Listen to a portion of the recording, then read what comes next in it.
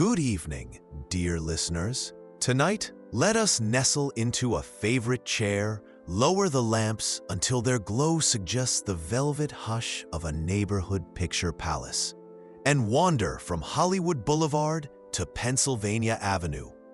Our tale, set among presidents, not actors, still shimmers with intrigue, yearning, and quiet valor worthy of any Silver Age melodrama. 11 leaders, scattered across 2 centuries, have inspired whispers that their closest bonds may have been romantic, yet unspoken in an era when such candor drew peril. We shall meet 10 of them, for certainty always surrenders to the available evidence. With each portrait, we will pause for context, valuing accuracy above sensation, and we will consider how shifting mores reshape what earlier generations deemed ordinary. Some passages are tender, others pragmatic. All illuminate how public duty and private longing can share the same corridor. As ever, scant evidence obliges measured language and generous curiosity.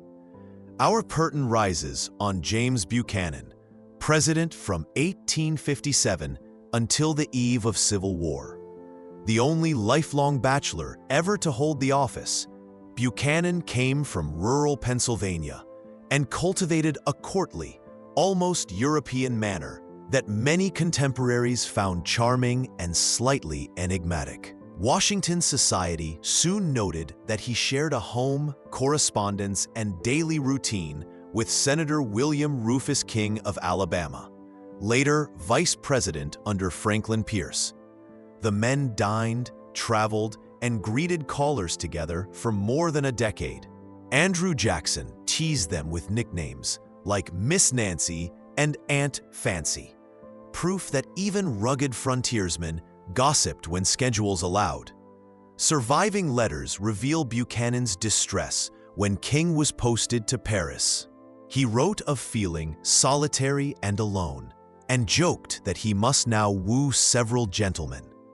Because 19th century prose favored florid sentiment, scholars debate whether the phrases imply romance or spirited friendship.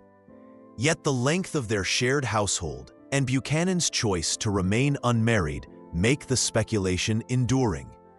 After King's death in 1853, Buchanan held no comparable companion, suggesting a profound emotional loss that echoed beyond political calculation, preserving an aura of mystery for posterity too. Next, we meet Abraham Lincoln, tall, self-educated attorney whose steady vision carried the nation through the Civil War.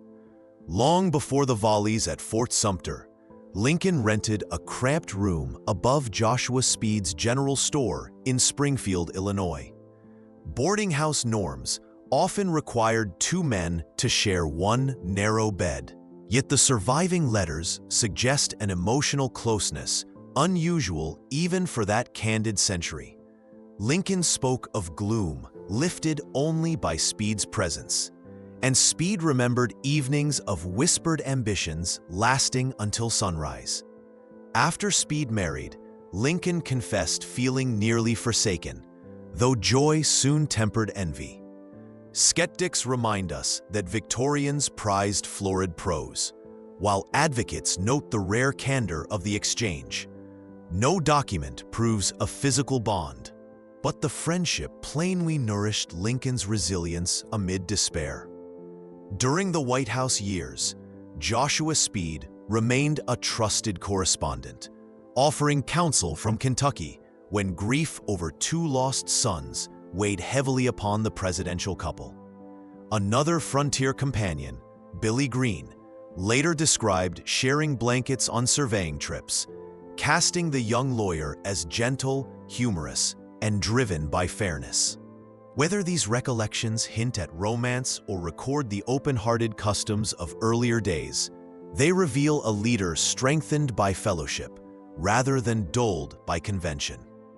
When the fatal shot rang out at Ford's Theater, Speed rushed eastward to pay his respects, standing beside the casket through the long, mournful procession. That final testament of loyalty whispers that, whatever label history affixes, their union mattered deeply to both men and for the nation. Our narrative now rewinds to the Revolution, where General George Washington directed a ragged Continental Army against the might of Britain. Washington, first president under the Constitution, cultivated public reserve, yet his private correspondence occasionally glimmers with the affectionate language fashionable among 18th-century gentlemen. He addressed certain comrades as "my dear," spoke of warm feelings, and sustained friendships that spanned campaigns and statesmanship. Most intriguing is his partnership with Baron Friedrich von Steuben, the Prussian officer who arrived at Valley Forge in 1778 amid rumors of indiscretions with younger men in Europe. Washington ignored scandal, recognizing talent. He gave the Baron command of drilling, discipline, and supply. Within months, the bedraggled volunteers could maneuver like professionals, a transformation many historians credit as decisive to American independence. Von Steuben's household later included lifelong male companions, yet Washington continued to praise him privately, demonstrating a pragmatic tolerance uncommon for the era. The commander exhibited similar trust toward Polish cavalry hero Kazimierz Pulaski, whose modern exhumation suggests an intersex identity, reminding us how varied the revolutionary cast truly was. None of this confirms that Washington himself sought male intimacy, but it does reveal a leader unafraid to judge officers on merit rather than rumor. That enlightened posture helped shape a young republic where, in theory, virtue outshone lineage. When the war ended, Washington returned to Mount Vernon, wrote letters steeped in nostalgia for camp camaraderie, and declined the sort of throne European monarchs assumed. Perhaps empathy for outsiders encouraged such restraint. Thomas Jefferson, third president, philosopher of liberty, and devotee of French art, occupies a paradoxical niche. After his wife Martha died in 1782, Jefferson never remarried, an unusual course for a widower of wealth expected to forge political alliances through matrimony. His long retirement at Monticello saw him host musicians, savants, and former diplomatic colleagues, conversing late into candlelit nights over Bordeaux and imported brie. Speculation about same-sex inclinations arises partly from the absence of a second marriage and partly from the ardor expressed in letters to male confidants like architect William Short. Jefferson called Short "my adopted son" and confessed that their separation in Paris caused him aisance et chagrin, ease mixed with sorrow. Yet those same decades included his deeply unequal relationship with Sally Hemings, an enslaved woman whose children modern DNA confirms to be his. The contradiction between declarations of universal rights and personal ownership of human beings shadows every conversation about Jefferson. Some scholars argue that such moral complexity makes clandestine romance plausible. Others answer that his attraction clearly favored women, albeit within systems of power. What remains certain is that Jefferson understood passion, whether for science, violin passages by Corelli, garden design, or debates over the separation of church and state. That sensitivity may explain his measured hospitality toward visitors with unconventional lives encountered during his years in revolutionary France. Perhaps the writer of the Declaration knew that liberty sprouts in unexpected soil, even if he could not always practice his own creed fully. We now step into the bustle of the 1830s, where Martin Van Buren, dubbed the Little Magician for his nimble political skills, rose from humble Kinderhook roots to become 8th president. Left a widower decades before his inauguration, Van Buren never remarried. preferring the easy company of his sons and a rotating cast of advisors who called at the White House for Dutch coffee and strategic gossip. Contemporaries sometimes teased him for immaculate attire and velvet-trimmed waistcoats, signs of what period satirists labeled dandyism. Modern observers occasionally reinterpret such sartorial fastidiousness as a coded signal of hidden identity, though original sources offer little beyond wardrobe inventories. Letters that survive reveal affectionate friendships with Newark ally Benjamin Butler and Senator Silas Wright, yet no passage breaks Victorian boundaries. Still, the absence of marital narrative invites curiosity. Van Buren navigated the panic of 1837, championed an independent treasury, and weighed whether expanding slavery into new territories threatened national cohesion. In every crisis, he projected calm courtesy, perhaps perfected during earlier years, hosting dinners for Albany legislators where polished manners masked fierce negotiation. It is tempting to imagine that a man capable of such layered performance could also stage manage personal feelings, shielding them behind lavender gloves and diplomatic smiles. The historical record remains silent, but the little magician's poise, like a well-lit Hollywood close-up, invites the audience to invent an inner dialogue we may never fully hear. He retired to Lindenwold, contemplating ambition, loyalty, memory, and elusive private affection. William Henry Harrison strides onto history's stage only to exit almost immediately, succumbing to illness 1 month after his 1841 inauguration. His short tenure leaves scant personal documentation, yet frontier posts and congressional correspondence paint a picture of a genial officer who valued comradeship during lonely years along the Ohio River. Legends place him as a quiet champion of Peter Hahn and Morning Guard, an interracial male couple rumored to have fled punitive laws. Though the tale remains unverified, supporters argue that Harrison's intervention would explain his later advocacy for leniency towards certain fugitive petitions, while governor of Indiana Territory. Such empathy, if real, might reflect first-hand understanding of forbidden feeling. Critics counter that the story surfaced only in 20th-century oral histories, a reminder that dramatic anecdotes often arise to fill archival silences. What we do know is that Harrison's political career climbed alongside a large family. He fathered 10 children, a fact sometimes cited to dispel conjecture. Yet, family size alone proves little about the private heart, particularly in an era when social and financial incentives encouraged prolific households.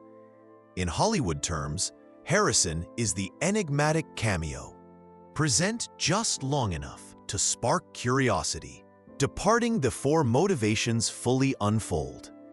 His portrait lingers nonetheless, urging us to imagine how brief power may crystallize compassion, and how swiftly destiny can snatch away any opportunity for confession. No diary yet recovered settles the matter, leaving historians to balance testimony, rumor, silence, and the fleeting shadow of sympathy for concealed hearts. Gilded evenings return when Chester Alan Arthur assumes the presidency in 1881 after the assassination of James Garfield. Tall, silver-haired, and impeccably dressed, Arthur delighted society editors who dubbed him Elegant Arthur. He installed Louis Comfort Tiffany stained glass in the White House, hosted magnificent midnight banquets, and reportedly owned more than 80 pairs of trousers. Such attention to style, paired with bachelor status after the death of his wife Ellen, has encouraged later writers to imagine a hidden gay milieu behind the mahogany doors. Contemporary diaries, however, portray a man grieving sincerely while channeling energy into sartorial detail, perhaps as refuge from sorrow. Arthur's closest political confidant was Senator Roscoe Conkling, a charismatic New Yorker whose own flamboyant speeches dominated Senate galleries. Their alliance, forged during years at the Customs House, involved daily letters filled with strategic assessments, theater tickets, and affectionate jokes about rivals. Nothing overtly crosses established boundaries, yet the emotional pitch exceeds most modern professional friendships. Arthur's health declined swiftly from Bright's disease, and in those final seasons, he retreated to his Lexington Avenue brownstone, entertained only a tight circle, and burned personal papers by the ton. Those flames vanished whatever revelations or mundane trifles they contained, leaving future generations to reconstruct character from cufflinks, executive orders, and second-hand memory. Like a lost negative in the studio vault, the richest frame may never resurface, but the legend it inspires continues to sparkle. He may have preferred imagination's luminous promise to the glare of explanation. The camera pans to Camelot, early 1960s, where John Fitzgerald Kennedy projects youth, wit, and effortless glamour. Yet behind the shimmering images curated by Life magazine stands Kirk Lemoyne Lem Billings, a fellow Choate graduate who enjoyed intimate access to the family compound at Hyannisport, often appearing in photographs an arm's length from the president. Billings, openly gay within trusted circles, kept a guest room at the White House, decorated to his taste and stocked with Viceroy cigarettes. Friends claimed the two men communicated in half-finished sentences, the shorthand of lifelong familiarity. Rumors inevitably blossomed, especially when Hollywood columnist Hedda Hopper hinted that the president's charm reached beyond traditional boundaries. Primary evidence, however, shows a symbiotic friendship, Kennedy offering political excitement, Billings providing unfiltered counsel and levity. Biographer David Pitts credits Billings with advocating tolerance during campaign stops, where gay constituents sought discreet reassurance. Meanwhile, Kennedy's numerous romances with women, from debutante Inga Arvad during wartime to film icon Marilyn Monroe, attracted relentless press scrutiny. The coexistence of these storylines underscores how private lives resist simple cataloging. In quieter moments, on the presidential yacht Sequoia, Billings reportedly teased Jack about his endless slate of public obligations, reminding him that even a global superstar needs genuine, judgment-free affection. When an assassin's bullet shattered Dallas Afternoon Light in 1963, Billings collapsed with grief, later guarding his friend's memory with loyalty worthy of a lifelong studio agent shepherding a fallen star's reputation. He never married, serving the Kennedy clan faithfully. When the calendar turned to the final decade of the 20th century, William Jefferson Clinton entered the Oval Office with a saxophone swing and a Southern storyteller's cadence. Almost immediately, tabloid spotlight burned bright, exposing consensual affairs with women and fueling impeachment drama that rivaled any drawn-out courtroom serial from Warner Brothers. Into that maelstrom stepped commentators such as conservative author Ann Coulter, who speculated that Clinton's famous appetites crossed additional frontiers. No reliable document supports those conjectures, yet they illustrate how quickly America links sexual transgression with wider speculation. Clinton's actual policy record on the subject remains mixed. In 1993, he signed the so-called Don't Ask, Don't Tell compromise, permitting gay and lesbian service members to remain in uniform only if silent about identity. Many viewed the move as incremental progress, thousands later suffered discharge anyway. Privately, former aides recount that Clinton winced at each expulsion notice, but lacked congressional votes for bolder action. First Lady Hillary Rodham Clinton, a formidable strategist in her own right, urged greater protections, yet calculated the electoral risk of confronting cultural headwinds too directly. Thus, the administration's legacy stands as both bridge and barricade, reflecting an era when open representation remained embryonic. Years after leaving office, Clinton publicly endorsed marriage equality, confessing regret for earlier caution, a revision welcomed by advocates. Whether gossip about hidden liaisons fades or persists, his story reminds us that even charismatic protagonists struggle to align private conscience, public image, and legislative arithmetic.